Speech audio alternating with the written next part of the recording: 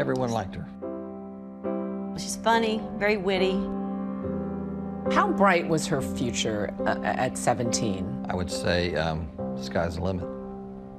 Sky's the limit. She wasn't just driven for driven's sake. She was driven for a purpose. Elisa and Rob Stubblefield say their daughter was a perfectionist, a straight-A student and promising athlete. They used to call her Bulldozer. But that drive pushing Katie, like so many teenagers, could also prove toxic. Well, she was getting ready to go to college, so she was deciding where to go. And that's stressful. Very stressful. But college never happened. Katie's life flipped upside down after a failed suicide attempt. It led her to become the youngest face transplant recipient in the U.S. You know, everybody says, you know, you don't know how much you appreciate life until you almost lose it. Katie was struggling with her health after an appendectomy. In the midst of a stressful senior year, her parents lost their jobs teaching at her high school in Mississippi. How did your losing your job at the school that she's at affect her? I think really with Katie, she absorbed it. And it hit her deeply because I was her teacher. Katie's parents say it became a perfect storm on that spring day 4 years ago when her boyfriend broke up with her. Katie was heartbroken. She was heartbroken. Sure she was. But yeah, she was very heartbroken. Angry and upset, Katie leaves school early and drives to her older brother Robert's house. You know, I was like, what are you doing home from school? So, you know, I called my parents like, hey, just so you know, she's at my house right now. While Robert's outside, Katie, in an impulsive teenage instant, takes his hunting rifle into the bathroom, puts it under her chin, and pulls the trigger. At that point, I smelled gunpowder. And I knew exactly at that point that what had happened. She was dead as far as I was concerned. First responders initially feared the worst, but suddenly there's hope. They get in there, and the next thing we hear through a chain of voices is, she's alive, we have a pulse. And it's just like that, the whole world turned on a dime. Katie's rushed to the ER and somehow manages to mumble words of regret and an apology. When she was in that ER with the triage, she said, tell my mom and dad I love her. I love them, I'm sorry. She was able to speak? Yeah, that's the thing. It took a lot of strength. Not knowing if she would make it, doctors begin reconstructing Katie's disfigured face. And there was a seasoned trauma guy, surgeon. So he said, this is the worst wound I've ever seen, and I think the only thing that will give her any kind of life again will be a face transplant. That's the first time we'd ever heard that term. After a month at a trauma hospital in Memphis, Katie is transferred to the illustrious Cleveland Clinic. Complicated surgery, complicated coordination. Overseeing all her care, Dr. Brian Gassman. She was willing to do whatever it took to fight for her life. To fight for her life, not just to be alive, but to live her life. There has been a dark history of suicide, or a suicide attempt in this case. I mean, that must have made her a controversial candidate.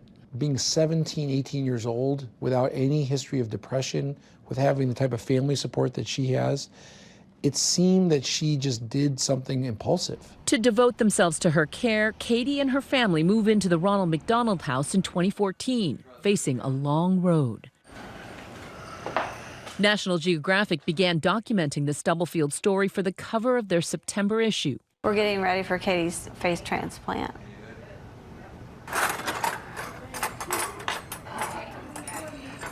She gets to these episodes where she kind of just stops, you know what I mean? I'm sorry. No, don't be sorry, Katie.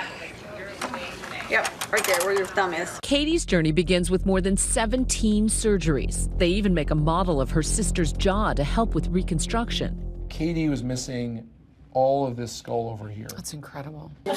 Katie could have settled on a reconstructed face, but she wanted more, waiting on word for a donor face. But I want the right donor for you. All while knowing that day may never come. She didn't just want a face back, she wanted function. She wanted her life back. She wants life back. But in May 2017, after a year on the transplant list, a potential donor.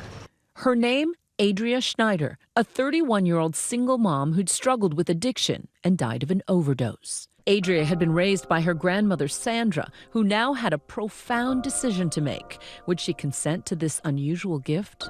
If Adria was willing to donate her organs, you know, why would she need a face? You know, I still wrestle with that every now and then. I thought about it, prayed about it. This is the right thing to do so someone else can have maybe a better life. It's the day of the surgery. Hi. I say, Dr. Esser, thank you so much for giving me a second chance at life. Cameras are rolling as Katie says goodbye to her family, embarking into the unknown. I love you. You'll do great, okay? Love you. Best transplant ever. The planned 30-hour surgery is for a partial transplant, but almost 24 hours into the marathon procedure, a plan B begins to emerge. Maybe they could perform a full facial transplant. Dr. Gassman, Dr. Pape came to us and said, this is where we're at. We were going to start here, but now we're at the place to where we are expanding the tissue to where we're here. And is this okay to go here? Rob and Elisa must decide if they're willing to increase the risk of rejection, infection, even death, to give Katie a full face transplant. The more that we think about what she would want, I think their line's... She signed the consent. Yeah, their line's the answer. So they go for it. After 31 hours on the table with intricate nerve endings and blood vessels restored, Katie finally has her new full face.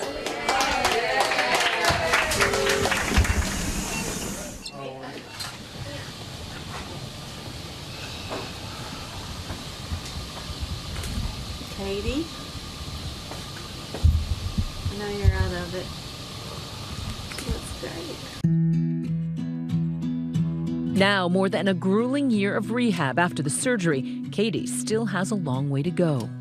When I touch my face, when I lift my hand, I feel whole again. The skin looks really beautiful. Katie is still adjusting to life with a new nose, new lips, and a new outlook, the things most of us take for granted. Gotta get that smile.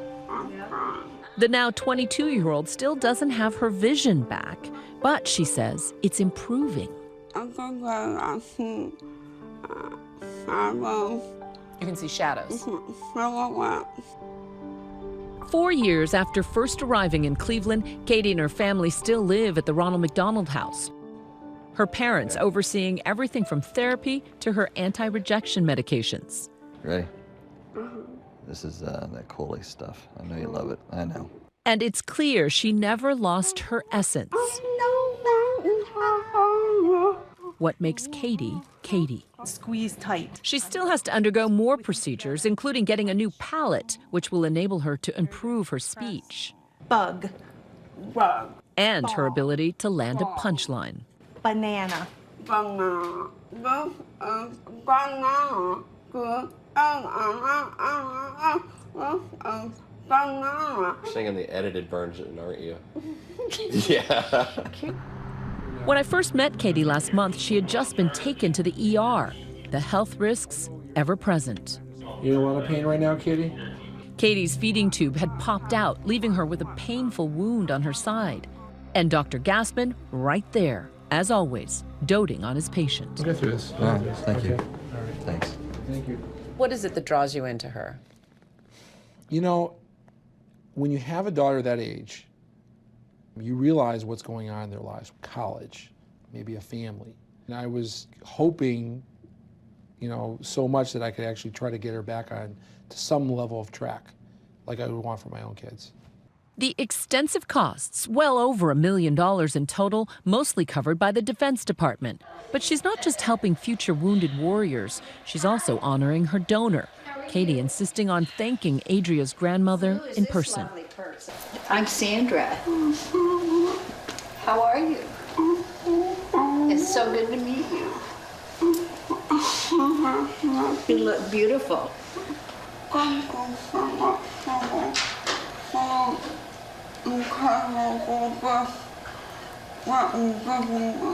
It's your gift. Katie now sees her life as a lesson for others about preventing suicide. Life is an amazing gift. Life's beautiful. What do you hope for down the road?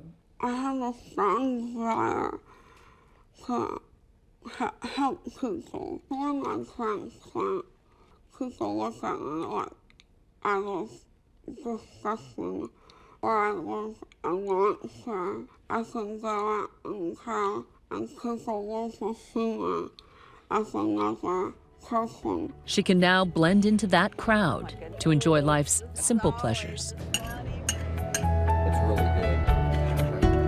It's better than good. It's better than good. Hi everyone, George Stephanopoulos here. Thanks for checking out the ABC News YouTube channel. If you'd like to get more videos, show highlights, and watch live event coverage, click on the right over here to subscribe to our channel, and don't forget to download the ABC News app for breaking news alerts. Thanks for watching.